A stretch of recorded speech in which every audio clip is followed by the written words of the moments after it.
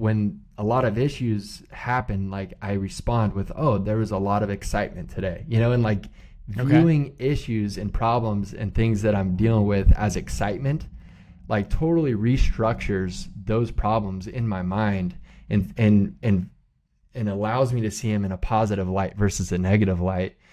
And like that kind of keeps me like on my toes instead of my heels. And that like subtle change keeps the cortisol, out and allows me to, and my creativity to keep flowing. Mm-hmm. And so it just allows me to harness stress opposed to letting it just like shut me down, which is really cool. And I read a book called The Upside of Stress, which kind of talked about that as well. Like stress is something that can be harnessed, but it's all about your mindset and how you view it. Welcome to the Clear Brand Marketing Podcast, where we take the mystery out of marketing and help you get more leads and sales with a clear brand and proven marketing tactics. I'm your host, Alexander. All right. Today I'm joined by Rob Diepersloot, a lifetime dairy farmer who's also launched a Colostrum brand. Welcome, Rob. Thank you, Alexander. Appreciate it. So let's start with this dairy farming. Tell me about how you got into that and how long you've been doing it. Yeah, so I actually had this conversation with my grandma a little bit ago, and we counted back 7 generations of dairy farming. No way. Yeah, so my mom's mom, both my mom's mom and my dad's mom, my dad's parents, my mom's parents were dairy farmers and immigrated from Holland in the 50s. Within 10 years of each other. And they were actually really good friends. And so, can you see me okay? Yeah. Okay. Yeah, so my grandparents, both sides of my grandparents immigrated from Holland. My dad's parents started dairy farming. They actually worked on dairies and then got sponsored and bought cows of their own and got into dairy farming. But my mom's parents came over and started dairy farming right away. From the Netherlands. And so my dad kind of took over from there, and he started dairy farming on his own back in mid 80s or so. And then, so I grew up, living on the farm, working on the farm pretty much my whole life, every single summer as I was a kid with all my brothers and sisters. And then, went to college, went to Cal Poly, majored in dairy science. Actually, going to Cal Poly, I wasn't even sure I was going to be a dairy farmer. I had some other ideas. One of them, I thought about becoming a teacher and had some other things. But then the more I learned about the dairy industry and dove into it deeper, the more I enjoyed it, and then ended up going back home right after college to manage the farm. Wow. So this is a personal interest of mine, is kind of the idea of apprenticeship, and in some ways kind of this dynasty almost, where you're passing things down from one generation to the other. So you said when you started going to college, you didn't know that you were going to be a dairy farmer. So why weren't you sure of that? And then what kind of brought you back in? Yeah. So growing up on a farm, it's, you're in the middle of nowhere. You're kind of you're very remote. We were 15 miles from any town. And so what you do is every day, especially during the summer when you're not going to school, you're going to the dairy and you're finding jobs. And my dad is giving me jobs to do. And, when you're younger, you can't really take anybody's job because you're only there for the summer. So my dad gave me positions of just cleaning, cleaning weeds, cleaning manure, milking cows, doing a lot of dirty work, I would say. And so I never learned anything about the business until college, and anything about cows from a scientific nutrition perspective. And so I think for me, dairy farming was it's just a lot of work. Yeah. And so going into college, not having that knowledge base of what the industry is like or anything, my mind was open. It's what, all I know about dairy farming at this point is just working, physical work, which looking back was awesome because I think it taught me so much. Just built up my work ethic in general, which has been really helpful in every stage of my life. But it wasn't until I really learned about the industry itself and the business side of it and the nutrition side of it and animal husbandry that I really learned to love dairy farming. So what was that like coming back from college, or whenever you told your dad, hey, this is what I want to do? So my dad was very much like, hey, you're not going to be given a management position at all. Like, you're going to have to earn it. You're going to have to earn the respect of the employees. He said, you're not going to manage anybody or anything until you can run a full meeting in Spanish. And at that point, I didn't know any Spanish. So I was like, okay, I gotta dive deep in Rosetta Stone. I gotta dive. And it was really helpful because it was full immersion. I think the first year out of college, I was working with 3 other guys who didn't speak English. And I didn't, very remote living. So like that was, 10 hours a day probably with these guys, just working with them and working with cows, that I was very motivated to learn just to communicate with them. So right out of college, that's what I did. It was just more learning every aspect of the dairy farming, like every position, I guess, because from my dad's standpoint, now it totally makes sense. Like, hey, if you're going to manage anybody, first of all, learn their language, because when you learn their language, they respect you a lot. You're not going to have everyone on the farm learn. Not everyone knows English, so it's way better that I learn Spanish than everyone else learn English. Yeah. But then just learning every single position and learning and then you have the ability to make that position more efficient or change it or better. And then you slowly just work up to like a management level. And I'm really glad that my dad set it up that way, because I learned a ton. And I think the farm and me benefited a lot from that. Okay, so he made you earn it. And I mean, is there any, because you ended up taking over from him. Yeah. So you actually did earn it. Is there some kind of like did he seem proud that you came back in and wanted to do this, or what do you he was happy. Actually out of college, I was thinking I would go work for someone else and just learn, a different perspective and then be able to bring something to our farm. But I talked to him about it, and he's like, you know what, we'd actually like you to come home right away. He's like, there's a position. At that time, my oldest brother was back on the farm, and we have 2 dairies here in California about a mile apart.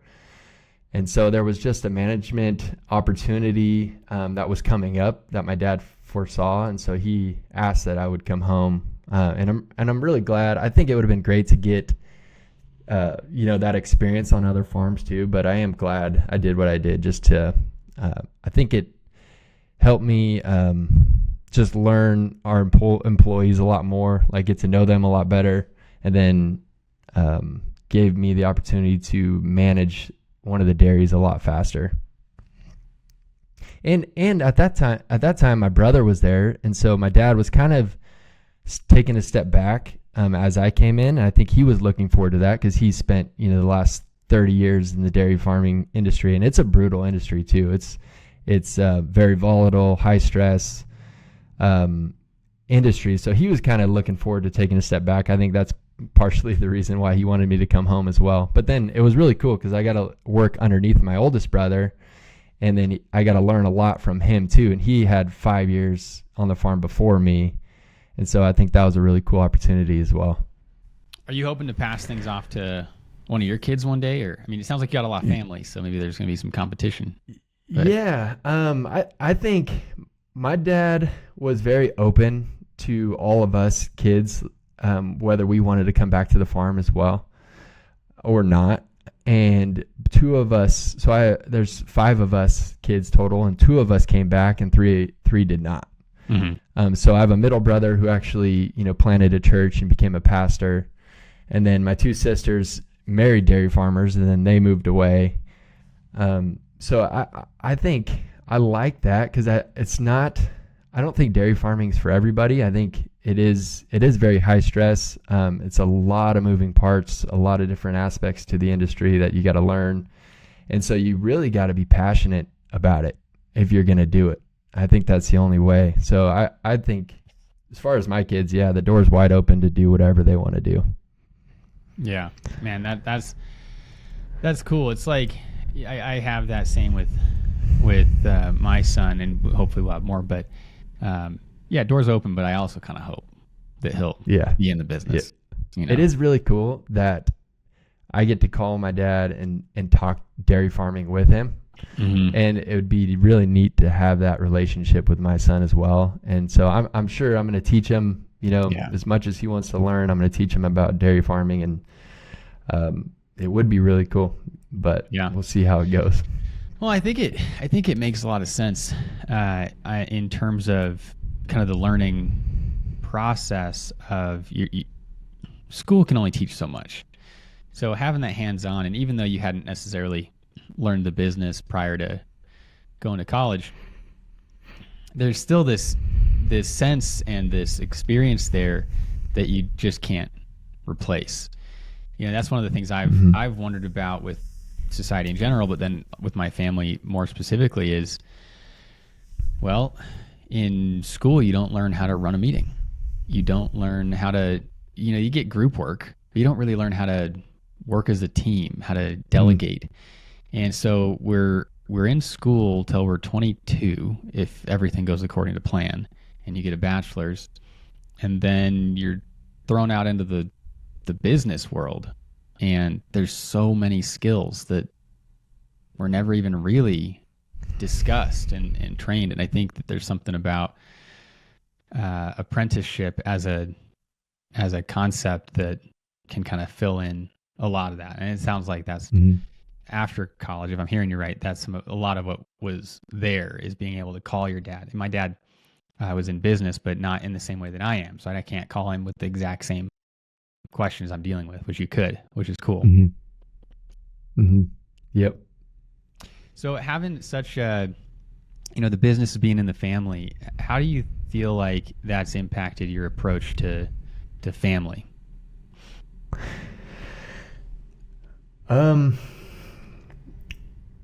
Like as far as me and just and how I raise my family, you saying? Yeah, I mean, work-life, family balance. I mean, you've got, there's way more overlap for you than I think for a lot of folks who are going to work and then coming home, and it's totally separate. Yeah, it especially living on the farm. So the dairy farm runs 24/7. There's you have to constantly be feeding cows. You got to constantly milk cows, and so there's people coming in and out, and you can't not milk a cow. The moment you skip a milking on a cow, and we milk our cows every 8 hours, and the reason is you can't let the pressure add up in the udder, because once there's udder pressure, it starts sloughing off the epithelial cells that make the milk, and your milk production drops instantly. Wow. And so you can't, so anyway, so it's a 24/7, operation, and living on the farm, like I had to learn, and it took me a really long time to be able to come home and just shut it off. And because you care so much about what's going on, and I want to make sure everything's going smoothly, but when you live on the farm, you see things that are out of place all the time, and your head is kind of on a swivel. So I'd be home, we're having dinner as a family, and all of a sudden I hear like an alarm going off at the milk barn. Well, I know that alarm means like, hey, the milk temperature is rising, like there's an issue. So I'm up, I'm out, and to go figure out what's going on. And you also, you're on call 24/7 as well, with any issues going on the farm. A lot of times there'll be a calving issue where a cow is having an issue getting the calf out, and so you have to go assist it. And we have a full-time veterinarian on staff who helps with that, which is amazing. He's so good. And so we've kind of built up since then. We built up this management team that doesn't allow, I don't have to be there 24/7, and I think that's the way it should be. But starting off, hey, I was that guy that everyone called, so coming home, I had to learn to shut that off. And Erica, my wife, she also grew up on a dairy farm, so she understood what that lifestyle was like, which is a huge blessing to me because you get interrupted a lot and have to go do things. I'm going to derail you just for a second. Yeah. You married a woman who grew up on a dairy farm. Your sisters married dairy farmers. Yeah. How does that happen? Is there like a dairy farm like group, dating group? Yeah, the what's it called? FarmersOnly.com. Have you heard of that? No, I'd say the dairy industry in general is a very tight-knit community. It's very large, but it's also just a small world industry, I guess. Everyone kind of knows each other. I have a ton of family in the industry. Definitely had to make sure that we were not related, when we started dating, just because it's interesting. There's a lot of, in the 50s and 60s, a lot of people immigrated from the Netherlands and from Portugal here in California. And then just like, it's just very generational, and you get to know a lot of people in the dairy industry. And so, yeah, it's funny how that all worked out. I guess, I've heard that a lot of times girls will marry guys that are like their dad, Yeah. And maybe that has something to do with it. I don't know. I mean, her dad's a pretty cool guy, so I'm okay with that. So we can hope. Yeah. Yeah. Yeah. All right. Well, I mean, I'm sure that there's also, it's nice that she gets it, when you have to get up and go deal with something.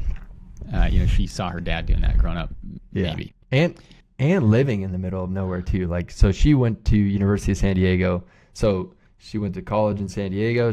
Then she moved to the Bay Area for a year or so working for Oracle. So she had to go from the big cities back to the small town, back to the farm.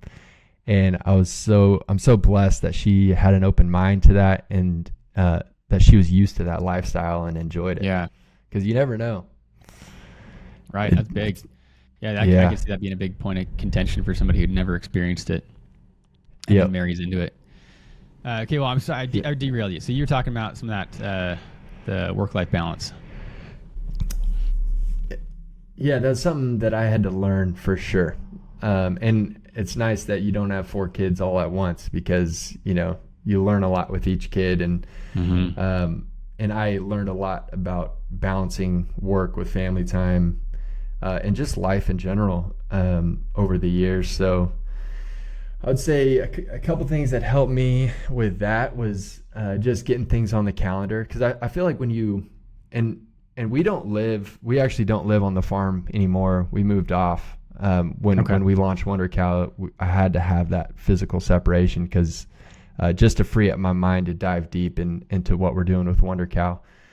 And we can get into that, but I'd say, just being very intentional is something I had to learn with my kids. Like, hey, when I've come home, the dairy farm, everything else just has to shut off. And I have to be very present and enjoy my time with my kids because they know, if you're distracted or thinking about work or on your phone or, taking calls, they know for sure. And that's something my wife and I talked about early on that we did not want them to see us on our phones ever. And, we want them to feel cherished and that we enjoy being their parents and that we feel blessed to be their parents. Not that they're just kind of a hassle and just there, Totally. I mean, that's one of the things I try so hard to learn from others rather than having to make all the mistakes myself. There's enough folks on the planet that, other folks can make mistakes that I can then avoid. And that's one of them. I just hear so many men, a lot of the folks who I engage with are CEOs, either in sales calls or I know most of the people I spend time with own businesses and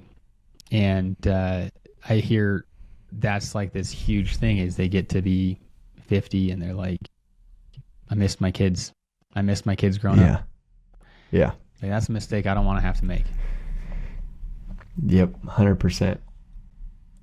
That's great. So you moved off, you got some separation. That was actually a question that I had is if you're taking over kind of the family business and everybody's been living on the farm previously, are you guys like building an additional house on the same land? Are you guys living in a big house, or how does that typically work? Like growing up and then where we are today. Yeah, passing on kind of the business, but also, I don't know, if you've got these brothers and sisters and more of them are working on the farm, like how many houses are on this land? Yeah. So actually, my dad is pretty much retired at this point. So he lives about an hour away from the farm. And then my brother, we built a dairy in Colorado back in 2017. And so he had moved away to Colorado. That's close to like that Fort Collins area. Okay. And my brother, who's a preacher, he's, about an hour away from the farm too. And then the sisters are split up. One's in Colorado and one's in... so who lives in the house you grew up in? It's on the farm. Yes. So we had to make that decision to move off the farm. And we just brought one of our managers and his family. He's got a bunch of young kids and then so he's living in the house that we grew up in. Yeah. All right. On the all day. right. So he's got to deal with the work-life balance problems that you used to. Yeah. All right. So it's nice the way we set it up because it's a 24/7 operation. There's issues happening all the time. So we just have to have people that are there and on call. So we have multiple homes on the ranch that all of our managers live in. Wow. So they're the ones who are on call now. And if anything big, happens that they can't fix, obviously, they can reach out to us. But yeah, we have a phenomenal team actually on the dairy farm. That's awesome. Sounds like a big commitment just to be in the industry as a whole. It's a lifestyle. It's not just a job. Yeah, 100%. It really is. So let's go from dairy farm to launching a colostrum brand. Tell me about that.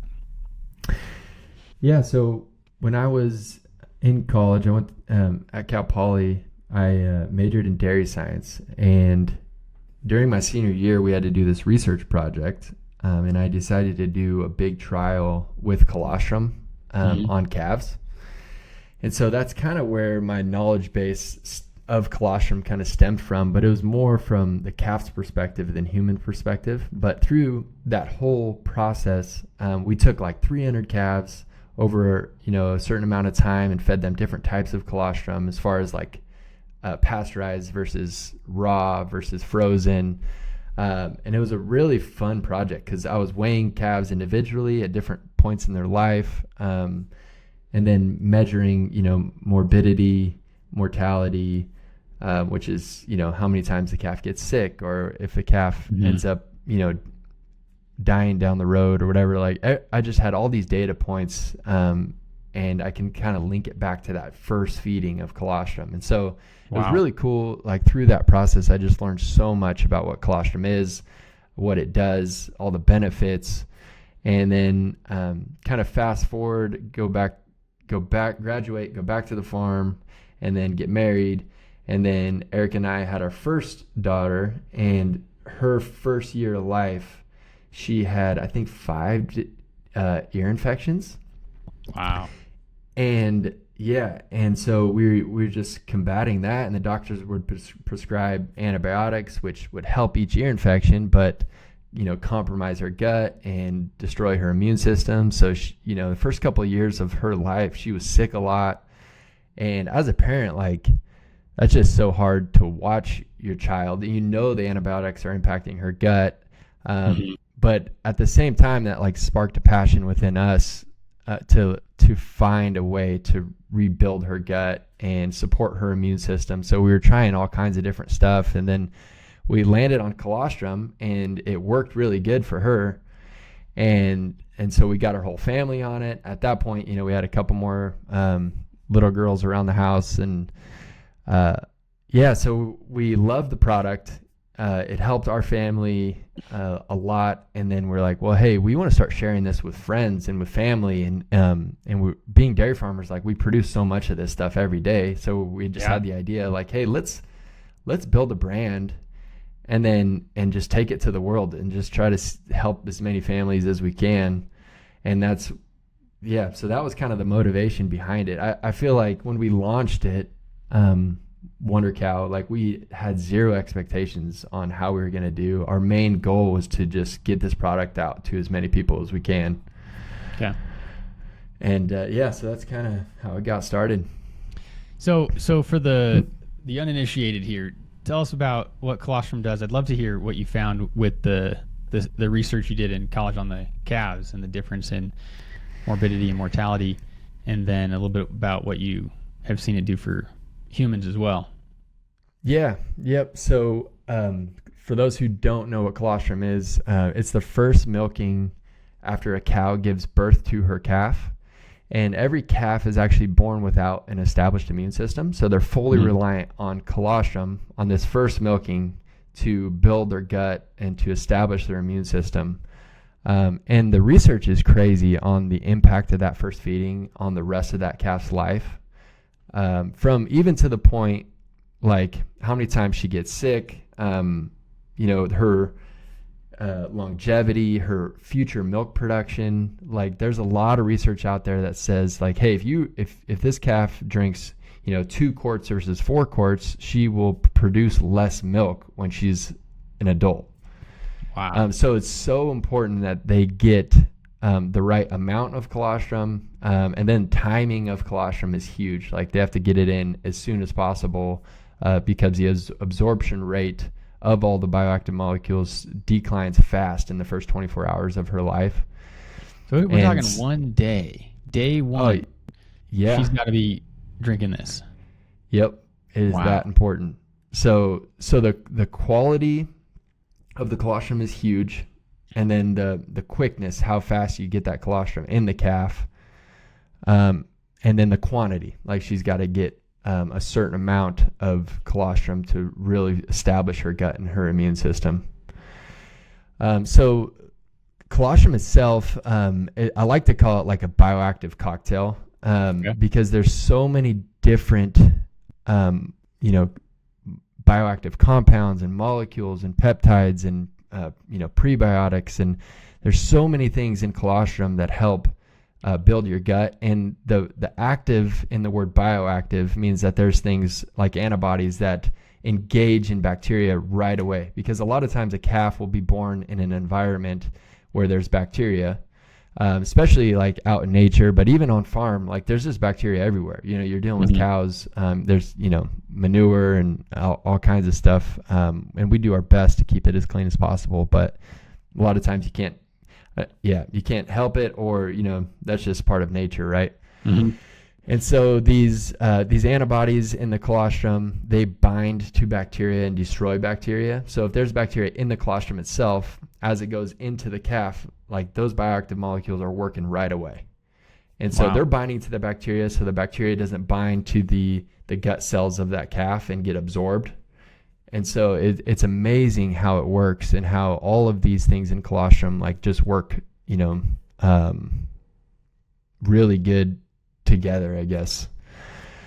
So yeah, I mean, there's a lot of different bioactive molecules that I can kind of touch on too. And then what's cool is there's been a lot of research on the like cross species bioactivity. And that's what got us like diving into the research right away. Like, okay, so it's really good for calves, but how does that translate to humans? And there's been a lot of research done on the cross species bioactivity, and that it does in fact help humans as well. Well, and I know mothers produce colostrum in the first few days of a baby's life as well. So you're saying that there's a lot of importance of the calves getting this in the first 24 hours. So for a person who's going to buy colostrum, that's not going to happen in the first 24 hours. Whether they had it or not has already been kind of determined. So how does that impact a human who's, we're going to assume old enough to go buy this or buy it for their kids? Yeah. So, I would say there's a lot of ingredients or compounds in colostrum that will help build your gut and strengthen your gut. And that ultimately helps your immune system. And your gut is so important. The more and more I research about this, the more I want to learn. It's just so fascinating how your gut is connected to everything you do in your body, and up through the vagus nerve to your brain and your mood and your metabolism and the genes in your gut bacteria have the ability to switch on and off genes. Like, it's just amazing how important your gut is to your well-being and your longevity in life, right? So I would say from the gut perspective, there's this compound called oligosaccharides in colostrum, and it's in human colostrum as well, and it acts as a prebiotic and helps help feed good, healthy bacteria in your gut. Okay. So there's a gut bacteria called bifidobacteria that bacteria is in the gut. I think it's like 95% of your gut bacteria when you're a baby. And then as you get older, that bacteria itself just declines with age. Mm-hmm. And so the oligosaccharides in colostrum will help feed that bifidobacteria, which in return, like that bifido will help you digest different foods. And there's even a lot of research done on people who are gluten or lactose intolerant. Like if you can increase the bifidobacteria in your gut, like it'll help you digest lactose and it'll help you digest gluten, which is amazing. Wow. And so that's the bovine milk oligosaccharides, and it's very similar to human milk oligosaccharides and has the same effect. Okay. And then you go into lactoferrin is also helps with your immune system, and then the immunoglobulins, which are the antibodies that help you fight off toxins or bacteria or viruses. There's just so many things, so many beneficial aspects to colostrum. Yeah. So this is essentially like kind of the OG superfood. Yeah. Just tons going on here. So there's a lot of reasons I'm hearing that you wanted to start selling this and getting this into more folks' hands, especially with that personal impact of watching it positively impact your daughter and your family. So let's talk like creating a brand and launching a brand. Yeah. This was an area that I had zero experience in, I guess, but also was a lot of fun. Mm-hmm. It's so fun to be able to create something kind of out of nowhere, and but it also was a process and took a long time. I would say like WonderCow itself took probably 1.5 years to develop as a brand. All right. And starting off, like even with the name, I would constantly have a whiteboard full of names, and every day I was adjusting them, and then and like just like praying for wisdom, because I knew that the name was so important and will be the cornerstone of this company. And so, I just wanted to get that right.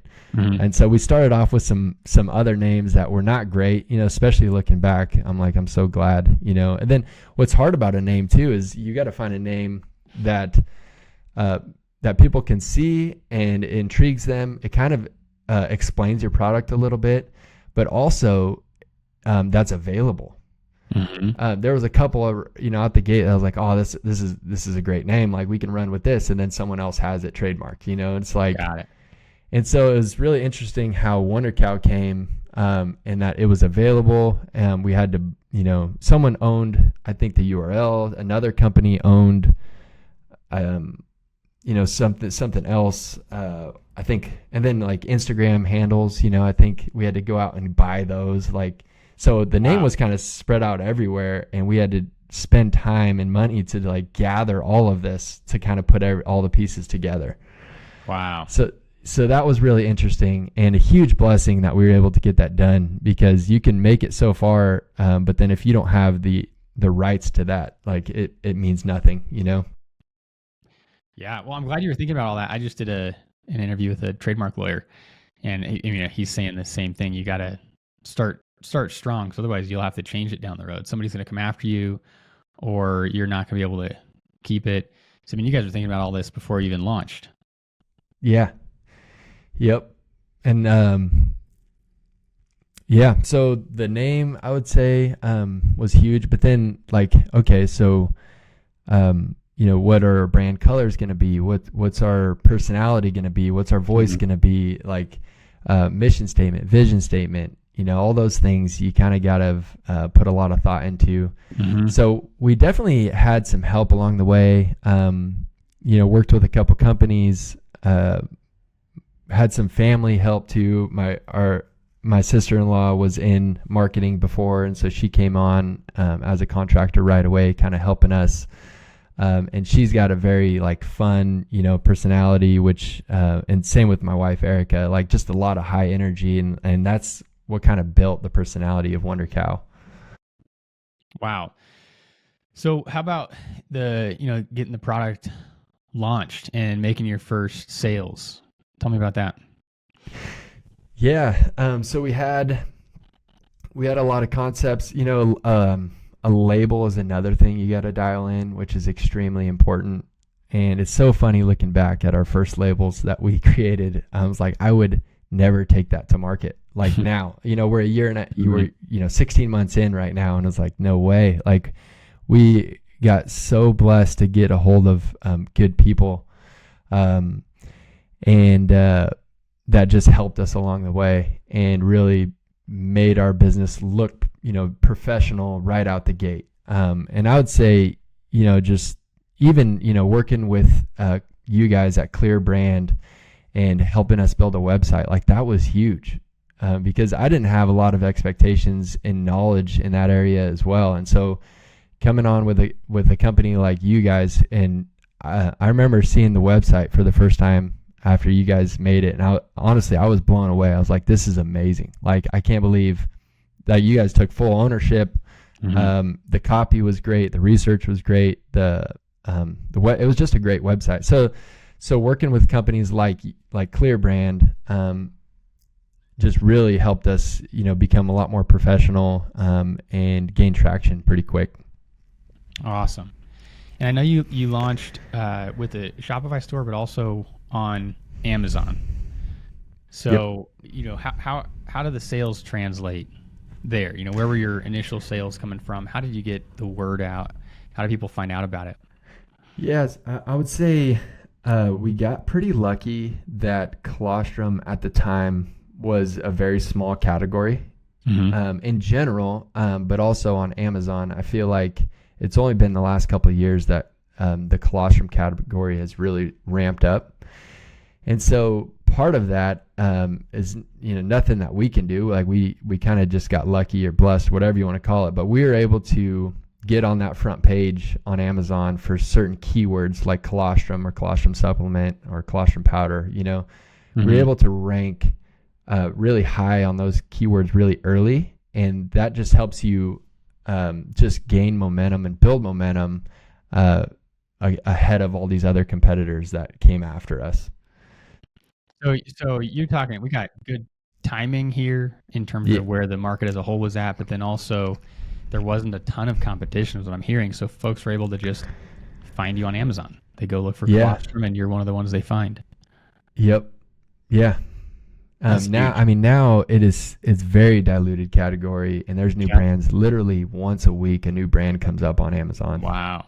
It's crazy. Yeah. So has that decreased your sales, or did you get in early enough that folks now know to look for you and you still have good revenue there? I would say it's definitely making it a lot harder. I'd say and more expensive because now you're competing against all these other brands and some of them are huge companies, private equity backed, companies that just have a blank checkbook that they can throw ads anywhere they want, and so those are the guys we're competing with. And so there's no way, if we didn't get in early, as a small startup company, you just get run over by some of these big companies. Wow. And how about the Shopify side? Because you're not just getting found in a marketplace when you launch your own site. What's that side of the business been like? Yeah, I'd say it's definitely been a lot slower than Amazon. Amazon's incredible. I mean, it's its own beast, right? It's tough. It's competitive. A lot of competitor attacks and issues you got to deal with, but it also, is a huge opportunity for a new company to get in front of, 330 million people here in the US. Wow. So I'd say out the gate, like Amazon was our main platform, and it still is probably 75% of our sales today. All right. But that's the goal, is you got to utilize Amazon as much as we can. And then at the same time, just build up our loyal customer base and build up our Shopify sales. And hopefully that starts to even out and goes the other way where we're selling more direct to consumer than we are on Amazon eventually. But so yeah, what's the plan there? Is that kind of, are you hoping to take folks off of Amazon and just buy direct from you, or do you have a plan of just getting found when folks go to Google instead of going to Amazon? Yeah, I would say we're kind of just pushing in every area at this point. Like, I think Amazon just presents a great opportunity as well. I think you can get customers a lot cheaper on Amazon just because there's a lot of people that you're not paying for, but they're searching those keywords regardless. Yeah. And they see your product without clicking on stuff, So in that sense, it's cheaper to get more eyes on your product. But at the same time, like we have to grow our direct to consumer. The margins are better direct to consumer, a lot more. You have a personal connection to all your customers when they go to and buy off our website, and when they subscribe, they get on our email list, and we can communicate with them. We can deal with issues way better. We can gift people stuff. There's just so much more freedom when you're selling direct to consumer that I love. It just makes things way more personal. Whereas Amazon, like, they own all the data.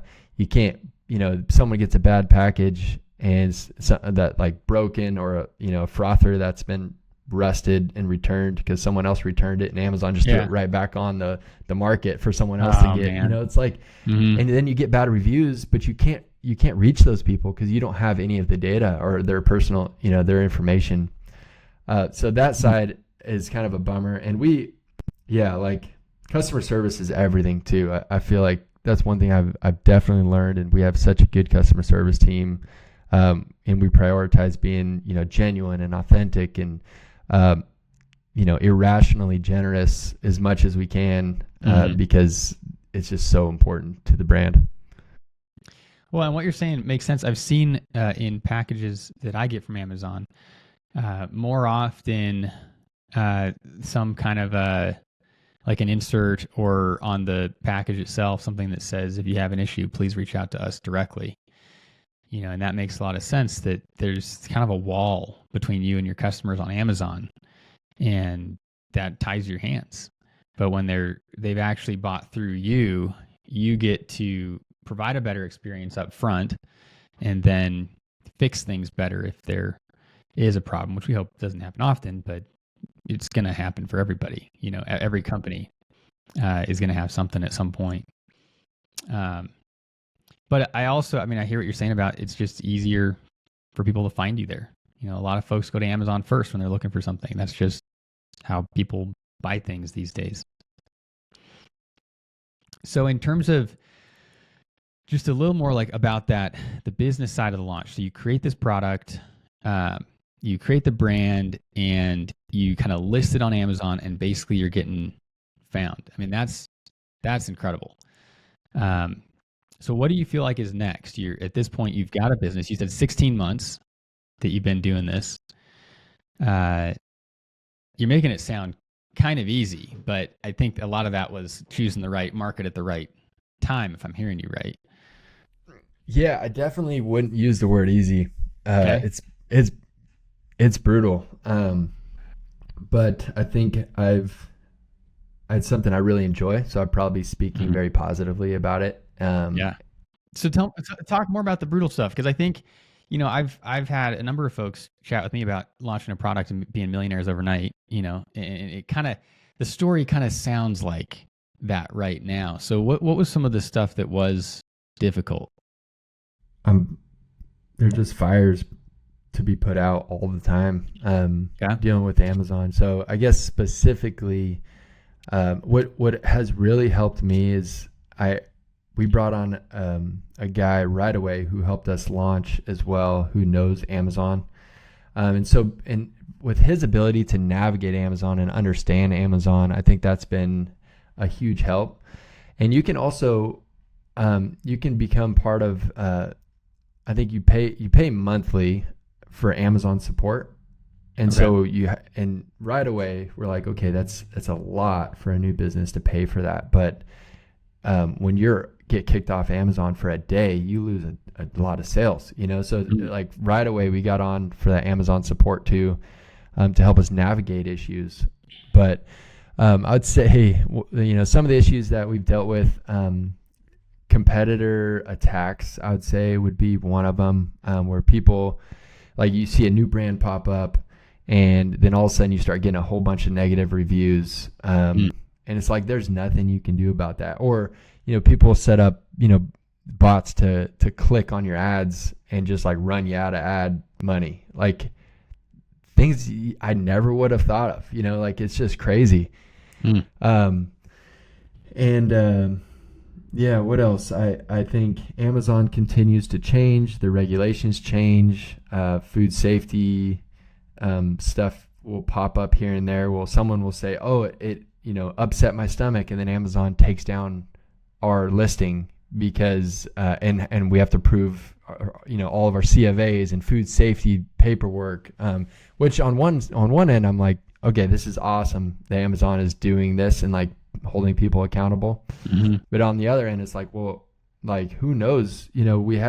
Colostrum does contain dairy, and if someone is allergic to dairy, has an intolerance, it is going to impact them negatively. And so that's something we constantly battle, is someone says, oh, it made my stomach upset, and then I talk to them and they are allergic to whey or intolerant, and so but Amazon doesn't know that, so they'll just take you down and you lose a couple days of sales just trying to get it back up. Wow. Yeah. And then people buying your product, you have to be very careful when you start discounting your product and selling wholesale, because there's so many people out there and probably companies out there that will buy as much of your product as they can on discount. Then they'll go and create their own listing and sell it on Amazon. No way. Yeah. And we've seen that. We've seen some crazy stuff actually, where it's a listing that looks like our product. They just copy and paste everything. And then the customer shows us the picture of the product that they got, and it was this white bottle with this white powder that wasn't even colostrum. They just created this with this label that they printed on their computer and are just kind of scamming people, and it's so frustrating. So that's when they take you down, they're actually trying to fight stuff like that. How does a consumer know that they're buying a legit product from you? Yeah, so we do our best. We're checking and monitoring that every day. If there's another listing up, we're sending them a cease and desist right away. So that's really important. Can you report them to Amazon and be like, hey, this is we own this whole product? Yeah, and they'll yep. And so usually you can get it taken care of pretty quick. And if they see that you're on it, they'll pull the product too. Okay, so there's a bit of a relationship there. But that's what you're paying for with the Amazon support, it sounds like. Yeah. Recently, another frustrating thing is we had this guy steal a bunch of credit cards and buy a bunch of our product and then resell it.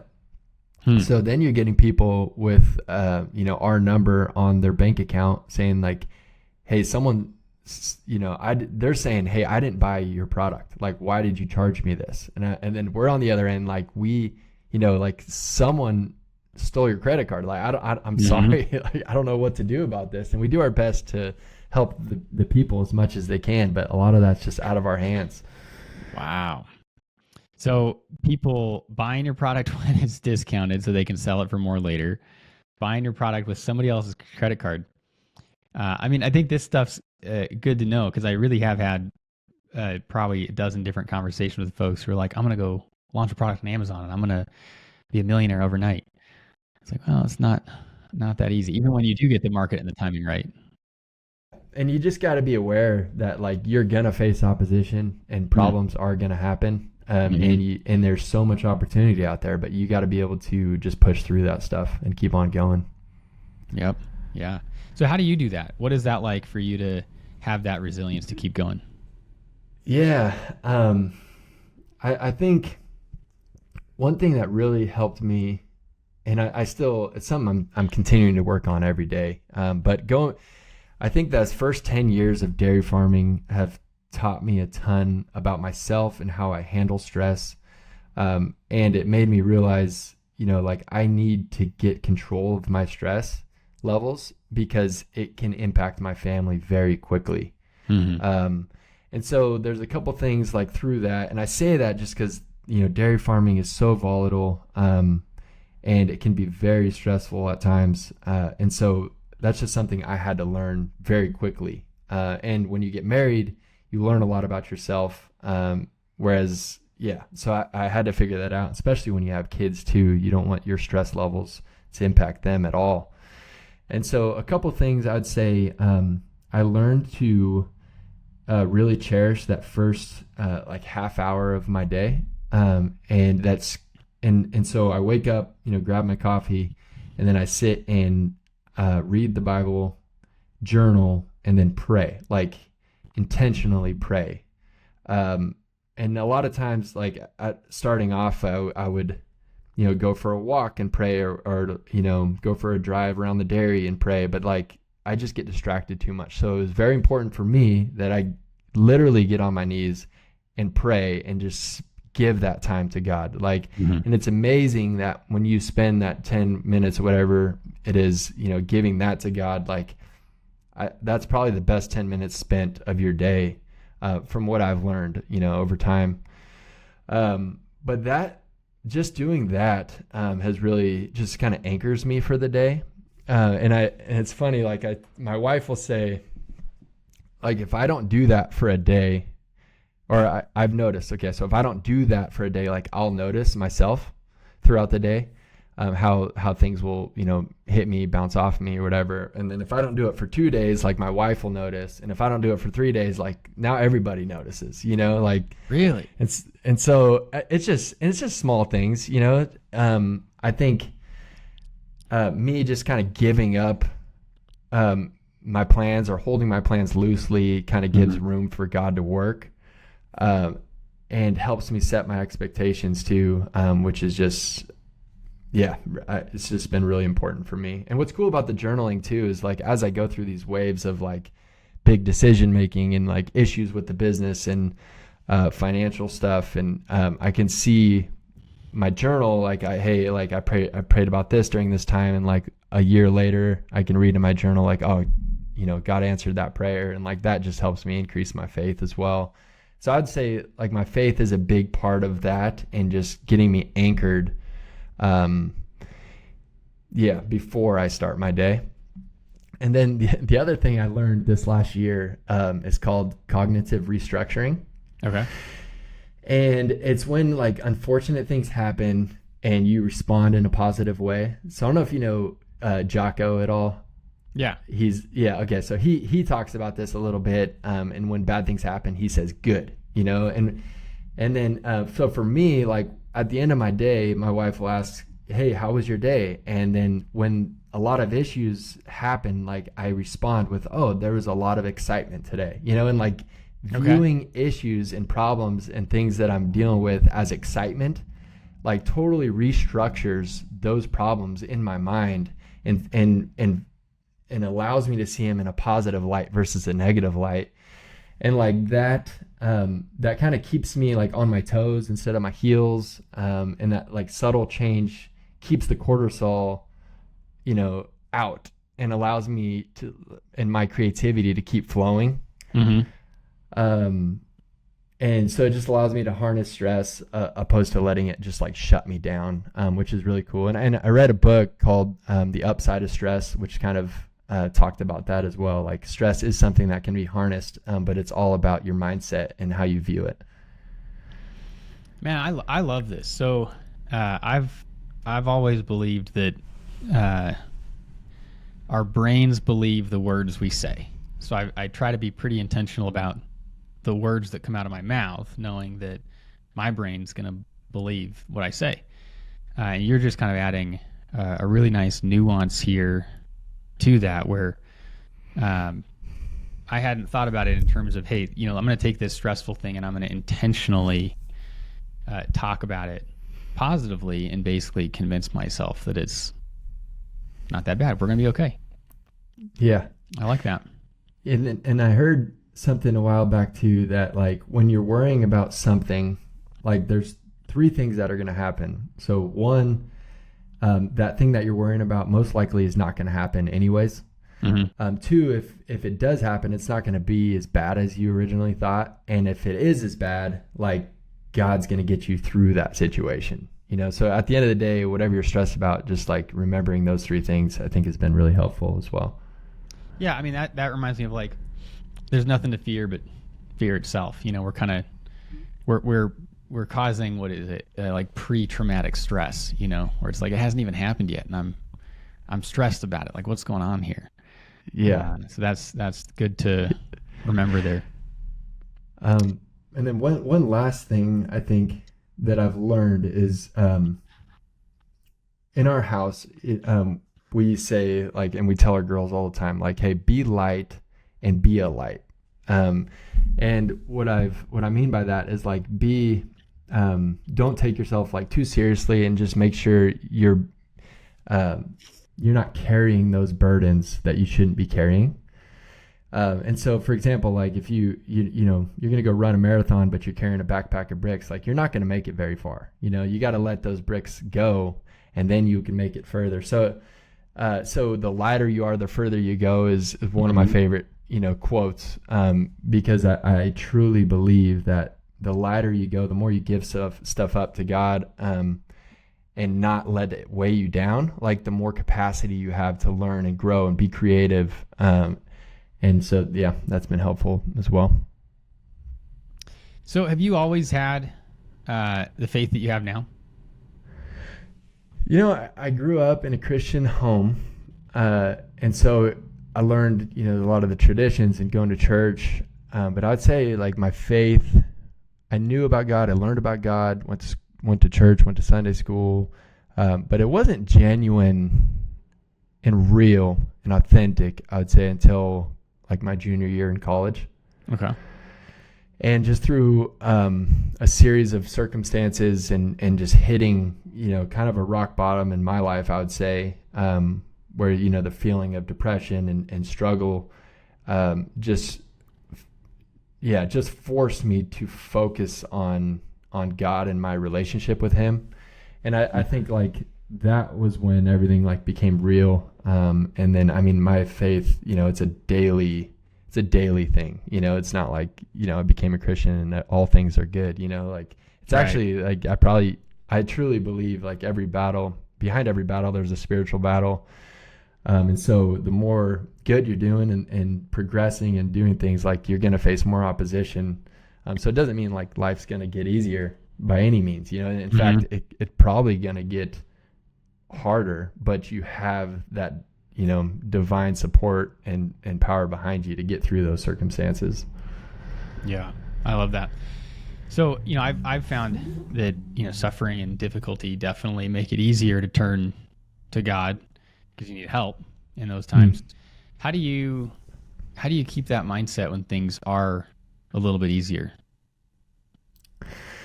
Yeah, I think that has to do with focusing on gratitude. I'd say my wife is huge in having a positive mindset and being grateful, and like that's been extremely helpful for me, and that's something we're trying to instill in our kids as well. It's like we don't deserve anything that we have. We don't deserve to be here at all, and it's by God's grace that we are, and that knowing that and remembering that every single day just covers you with gratitude, because you have something you don't deserve. And I think when you have that, that mindset of gratitude and just being thankful for all the things that you have. And again, this is something, that I daily have to remind myself. It's not like, Yeah. And when I don't, like within a day, I can see the difference. But yeah, I'd say when the times are good, just to be thankful still and continuing to be grateful no matter what. Yeah. What are some of the changes in yourself that you notice when you miss that day that you're talking about? You can have a day without that gratitude and without that morning routine. Yeah. And part of that morning routine, when I journal, like I touch on the day prior, like all the things that kind of happen throughout that day, any like special moments or memories. And then I have like 3 things I'm grateful for. Mm-hmm. So part of that is gratitude. But yeah, I would say my fuse, I guess, is shorter when I don't get that time. Because it kind of helps me to just like get centered, but not centered on myself, but centered on God and like his plan for the day. And so when I don't do that, like I am centered more on myself. Okay. And when you walk around throughout the day with that, like, more of a selfish attitude, like life is just, it's just harder. Yeah. I mean, that makes sense. It kind of rolls into each other where if it's about you, well, then when something goes wrong, then it's also harder to be grateful for that. And it's harder to do that, talk about it positively, like you were saying, well, because now it's about you. And that shift in focus, it sounds like kind of like it spirals a little bit, plays into each other. Yeah. And, things when you grow in business, like you're always going to deal with stress. Whether you're growing, you're stressful. Whether you're stagnant, it's stressful. If you're going backwards, it's stressful. Like there's always something happening, Yeah. And if you can't let go of that and give it to God and his plan and his provision, like that's just going to weigh on you. And it kind of goes back to like, well, you got to be light. You got to stay light throughout the whole day. Always you're going to be impaired, and you're not going to go as far. Yeah. One of the things that you said prior to us starting this conversation here was just the importance of fitness for you. And of course, selling Colostrum, that makes a lot of sense. Tell me about your approach to fitness. Yeah. I'd say my wife and I are both very active. We have a very active family. We love to hike. We love, trail running for us is like one of our favorite date nights. Like we'll go on a trail run. Okay. And then, go out to dinner or whatever afterwards. And it always kind of has been. And I think for me, I work out because of the way it makes me feel good. And not necessarily because I want to look good or, for any other reason other than when I work out, like I get that flow of endorphins, dopamine, serotonin, whatever. And I just feel way better and way more energetic throughout the day. And like mental clarity too. And I think in every area of life, whether, as a dad, as a husband, as a, leader, as a friend, in every area, I think energy is so important. And yeah, I think, and so for me, I want to just maximize that energy as much as I can. So, and also I, throughout the day, you kind of, most people have lunch and they kind of get tired in the afternoon. So, but I have to be on in the afternoons. We're doing some work with this company in Australia and they can only take late afternoon calls and they have that strong accent and it's hard to understand. And like, but I got to be on, Mm-hmm. So I've learned to do things as far as like working out, got into like cold exposure and sauna and running, that just gives me energy. And I think that helps me in every area of life. Yeah, my wife used to be a personal trainer and Pilates instructor and stuff, and she heard somewhere the phrase "movement begets movement," and I think about that all the time because I think, for me at least, when I'm tired, it's like, well, I want to go rest, and rest is good. You can't be going 100% of the time, but at the same time, you can over-rest, and that's going to decrease your energy. So you have to have that balance, and you have to keep going so that you'll have the energy tomorrow. Well, And sorry to cut you up, but I think your body has a capacity for energy as well. And so the more you exert, the more you do, the next day, your body's going to come up with that extra energy because it's expecting you to do it again. Yeah. So you're building the capacity of energy, I think, within your body as well, as long as you're being consistent. Yeah, there's another guy, Brennan Burchard. He's kind of like a Tony Robbins kind of guy. And he says the power plant doesn't have energy, it generates energy. And the idea is we are a power plant, and we don't just need to walk around saying I don't have energy today. It's how do we figure out how to generate that, which is going to be movement and the stuff you're talking about, cold and sauna. When you're doing the cold exposure, you like jumping into a tub with ice in it, or what are you doing? Yeah. Yep. I keep it old school. All right. And how long are you staying in? Yeah, so it depends on what the time I have. If I'm doing like a session, ideally, I'd want to take an hour, where I do, 3 minutes ice, about 13 minutes sauna, and then just hop back and forth, 3 rounds for an hour. And Wow. I feel like doing that, like it just kind of shocks your body and you would sleep so good, every time you do that. But most of the time, it's either I'm going to take a cold shower, if I don't have a lot of time, or it's like a 3 minute, dip at least, I think is what you kind of need to get the maximum benefits from it. Okay. And time was actually where I was going to go next here. How do you have time for that? You got kids, you got a business, where do you find time to be fit and to do these activities? Yeah, I'd say you don't have time. You got to create time for the things that you prioritize. Mm-hmm. And so for me, my time is in the morning. So the earlier I get up, the more time I get to myself, because I know we're lucky because our girls will sleep till 7 a.m., and my nieces and nephews, they're up at 5 a.m. and I feel bad, because you can't do anything at that point. Right. But I've learned, if I'm going to hit a trail, or if I'm going to, I do my morning routine and my morning workout. I'll do a quicker workout in the mornings just to make sure I get one in for the day. And then in the afternoon, if there is time, then I'll do something else. Nice. Yeah, but I like to be consistent with at least like a 20-minute, workout in the morning. So I'd say I just got to create time in order to do that. And it's going to come at the expense of something. So whether that expense is time with my kids or it's sleep, I'm going to choose sleep every time at this stage in my life.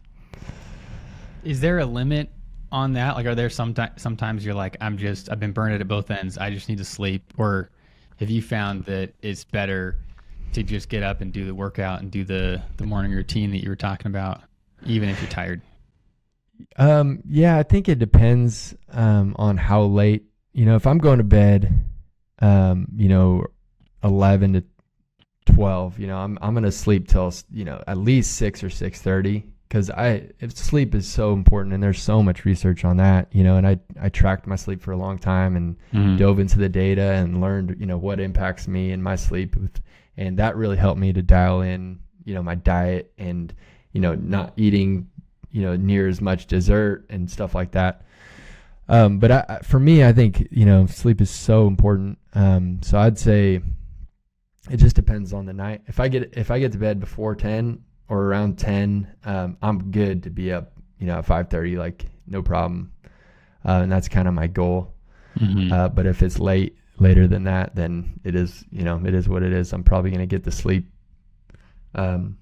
Yeah, I don't know. I guess it just depends on the day of the week as well. But I will find in general, getting up early, no matter what time, and doing the routine, is way better for my day, for sure. Tell me about some of your thoughts on leadership. Yeah, I mean, for me in my position and where I'm at in this stage of life, leadership is kind of tied to everything I do. As a husband, I'm called to lead my wife, and I'm called, as a parent to lead my kids. as a business owner to lead our team and all of our employees, in every business that we have. So I think it's so essential, and I think that's something that I spent years just diving into podcasts. I was so hungry coming out of college, and I was really into running. Got into like long distance running and stuff, and so I'd listen to these leadership podcasts and kind of just built a base of leadership knowledge. And yeah, for me, I'd say, like, for the most part, it comes down to relationship. Like, it's hard to lead someone if you don't have a good relationship with them. So that's part of it as well, but it's so important, and it's something I'm extremely passionate about. So with all the time you've spent learning about it, what are a couple principles that you think are important to have in mind when you're approaching different areas of leadership? Yeah, I would say, first of all, I had to learn to like get myself centered and get control of my time and be intentional. Because if you're out of breath, you can't. There's a saying that really stuck with me, that it goes, you can't breathe life into others if you're always out of breath. So I think it's really important to work on yourself too, and that's it goes all the way back to morning routine and managing stress and all that. But I think another thing is just relationship and trust. If you're gonna to influence someone, they got to know that you care about them. There's another quote: people don't care how much you know until they know how much you care. And like, for me, that's so important, and people pick that out right away, whether you're a genuine and authentic person or not. And I think it means a ton. Early on, I read this book called How to Win Friends and Influence People by Dale Carnegie. I don't know if you've heard of it.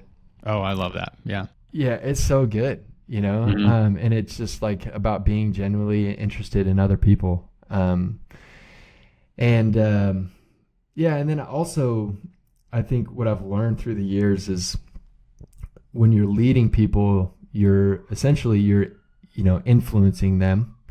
But you're not only influencing them, you're influencing everyone who's in their, influential circle as well. So, like, for instance, on the farm, we have a lot of different employees, and we talk a lot about purpose, and get everyone motivated and bought in and genuinely caring for them and making sure that they're successful. And then they go home and they bring that attitude to their family and their kids, and then that impacts their relationships. And then, so your influence circle, just like, there's just this ripple effect. And I think it's so important to remember that. Even if you just have a couple employees under you, you're not just influencing and leading them, like, you're also influencing and leading their families and their friends, and like, oh yeah. And that's where we talk about a lot, my wife and I, like, hey, we need being light and being a light to other people. So just remembering that how far your influence can reach is important. It's a huge responsibility. And I think it's one of the things that when folks start a business, a lot of times they're just thinking about basically firing their boss, being their own boss.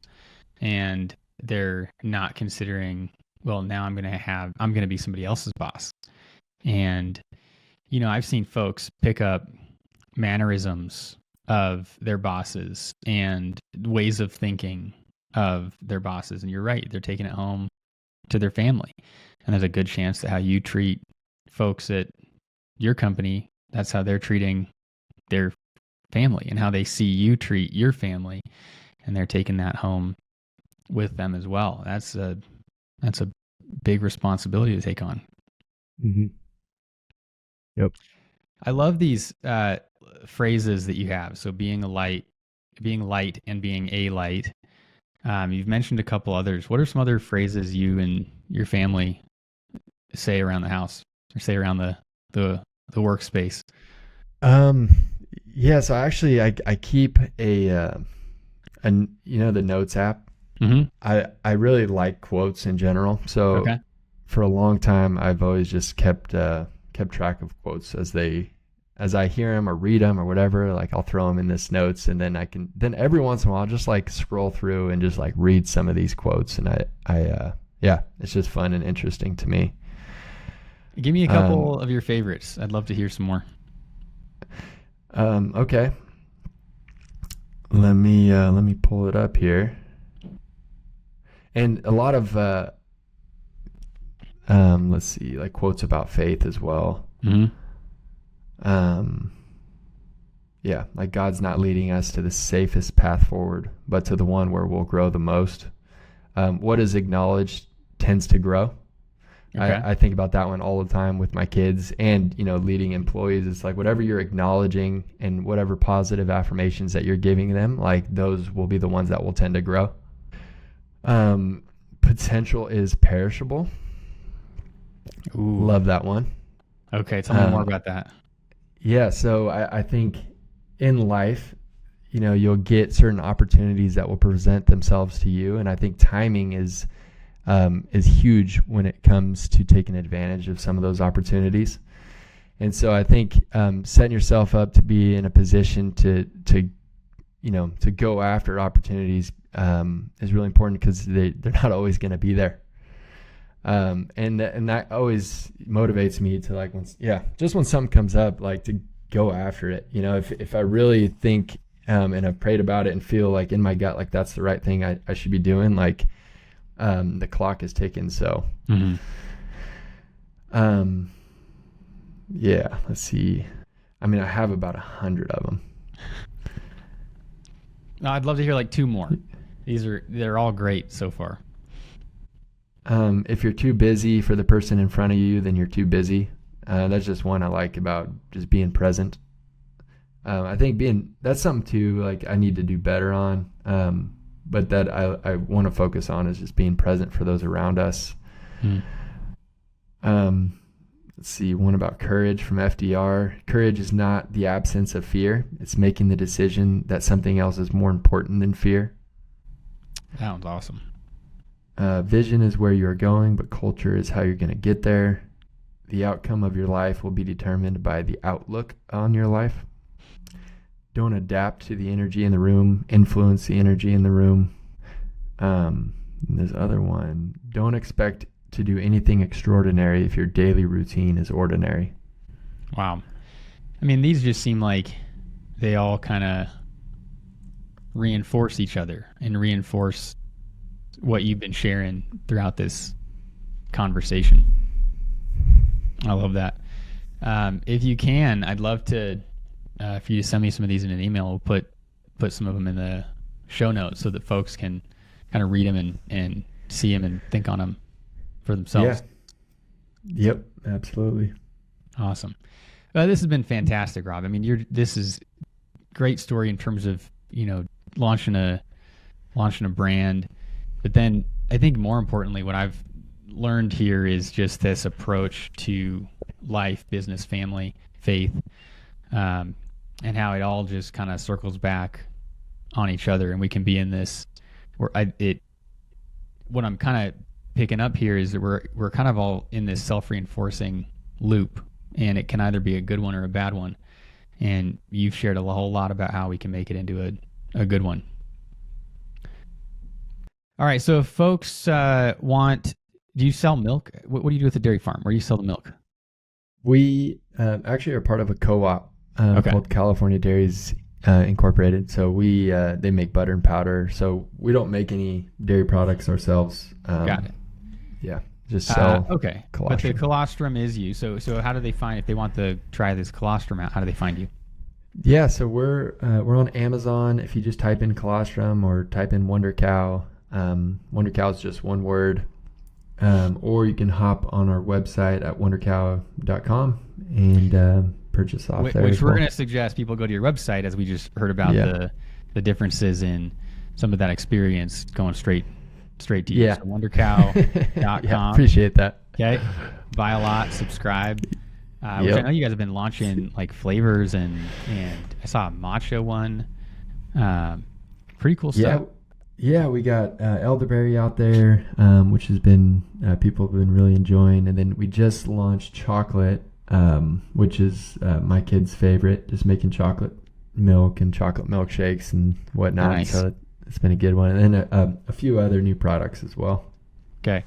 And then just, I didn't ask this earlier, but if somebody buys it, are there things like, should they not heat it? What are a couple things that they should do or not do? Yeah, I would say WonderCow.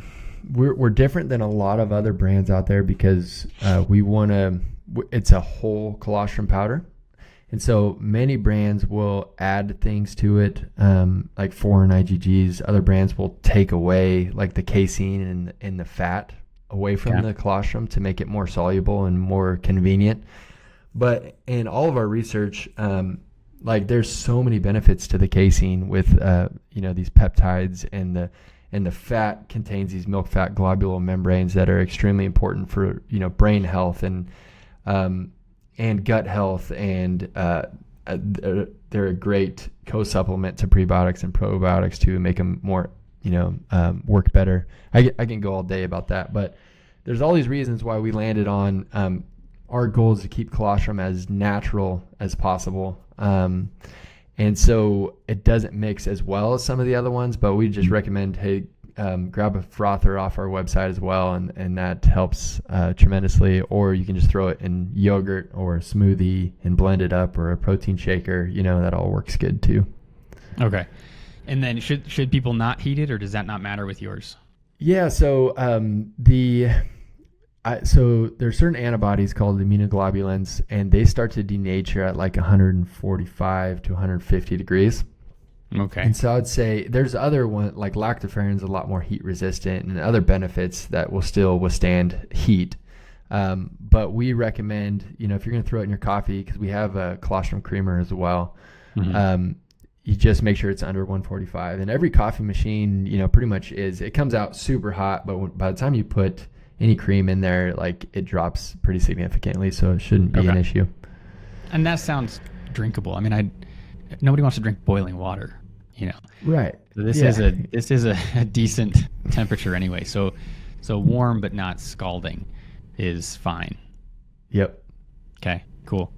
Well, I'm glad you mentioned that, because even just hearing the differences between your colostrum and some of the other folks, I hadn't heard before working with you of the stuff that people take out or add in. It's one of those, you don't really know the differences if everybody's doing the same thing out there. So I like that you're doing something a little different and bringing that awareness to the industry. Yeah. Yep. I think, we value quality, because we're giving this to our family, so we're going to buy the highest quality powder that's out there. And then, transparency as well. A lot of people add, sunflower lecithin or these other agents to help it mix better. But we're very transparent and like, hey, we're not going to add any of those fillers and additives. And also everything you see on the label is what you're getting. Because a lot of people will have these proprietary blends and they won't tell you. And it's amazing what people can get away with in this supplement industry. I'm learning, and with claims as well. And I can go on and on about that, about how, other colostrum brands will make stuff that it doesn't. Is that what you're saying? Well, and like going into claims about it being grass fed and whatnot, like there's like, I from a dairyman's perspective, like I know the ins and outs of the whole industry, and so I know that a grass fed cow produces 30% of what a conventional cow does, and they don't have enough colostrum to give, so you can't source it, and there's not enough grass-fed, legit 100% grass-fed cows in the U.S. to source colostrum from. Wow. But there's not a definition in the FDA for grass-fed. So people are saying, well, I give them a little bit of grass, so I'll throw grass-fed on the label. It's just, I don't know, things you got to deal with. I mean, that's a big one, because I think that's a trend right now. A lot of folks are looking for grass-fed, anything dairy. They're looking for grass-fed. So that's good to know that it might not be exactly what you think you're buying. Yep. Yeah. And I will say, like, cows, majority of a cow's ration is gonna be grass based, whether it's, alfalfa or, wheat hay or, silage, which is when you cut wheat or corn and sile it. It's all grass based, but then, in order for a cow to be, to have the milk production that she has and maintain her health and the health of her calf. And there's just, sometimes they need a little more starch or, protein. And we have these professional nutritionists who look into this and dial in these rations just to make sure that they're, as healthy as possible and as comfortable as possible. Okay. Love that. So WonderCow.com. All right. Thanks for being here, Rob. This was a great conversation. Yep. Thank you, Alexander. Thanks for listening to the Clear Brand Marketing Podcast. If you need help with your website or marketing, go to clearbrand.com. You can schedule a free strategy call with one of our consultants or take advantage of our free resources to help you write, design, or implement a better website and marketing.